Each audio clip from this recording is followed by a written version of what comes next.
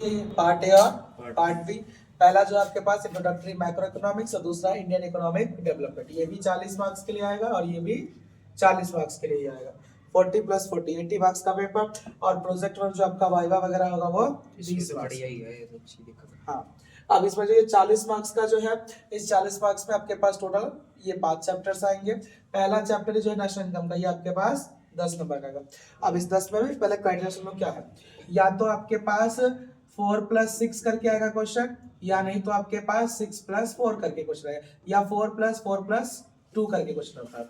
4 + 6 का मतलब क्या कि 4 नंबर की आपको थ्योरी मिल जाए, 6 नंबर का एक कोई प्रैक्टिकल क्वेश्चन मिल जाए, या फिर आपके पास 4 नंबर के 2 क्वेश्चंस आ जाए, जिसमें से कोई एक प्रैक्टिकल होगा, एक थ्योरी का लॉन्ग क्वेश्चन होगा, और 2 नंबर का एमसीक्यू वगैरह कुछ आ जाए। इस तरीके से ये चैप्टर आपका टोटल 10 मार्क्स कैरी करेगा। मनी और बैंकिंग आपकी बुक अगर आपने एनसीईआरटी का कोई और पढ़ी, सब लोग टीआर से ज्यादा करते हैं या संदीप गिल से पढ़ते हैं, उसमें 2 चैप्टर्स है, तो दोनों की मिला के वेटेज 6 नंबर, यानी 3-3 नंबर बढ़ेगा। यानी एक क्वेश्चन इंपॉर्टेंट यहाँ से आएगा और एक क्वेश्चन यहाँ से आएगा।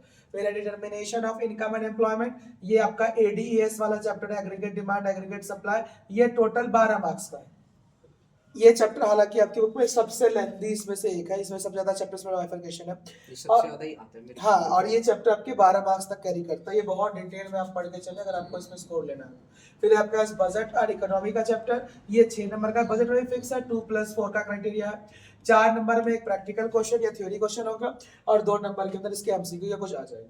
पहले तो 10 नंबर और 12 वाले चैप्टर कर लेते हैं। फिर उसके बाद आपके पास balance of payments, balance of payment आपके पास टोटल कितने मार्क्स का है, 6 नंबर का। इसमें भी 2 चैप्टर होते हैं, एक बैलेंस ऑफ पेमेंट का और एक फॉरेन एक्सचेंज रिजर्व का, दोनों का मिलाकर के आपको 6 नंबर मिलेगा।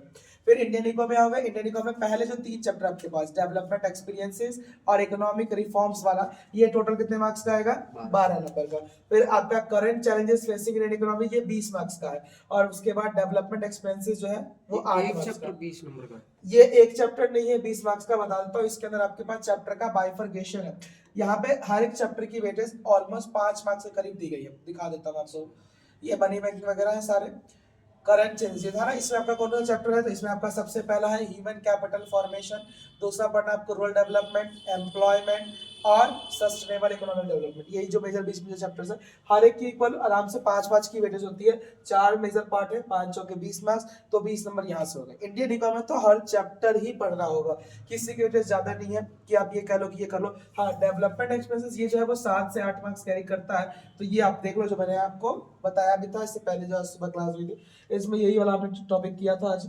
अब इसके बाद आपके पास आपको बुक्स कौन सी पढ़नी चाहिए, तो ये बुक कहता है आपको कि एनसीईआरटी पढ़ लो, जो दोनों बुक्स आपके पास, या फिर कोई सप्लीमेंट्री जो भी इससे बीएससी ने कह रखा है वो आप पढ़ सकते हो, जो हम अपने आसपास की किताबें पढ़ते हो।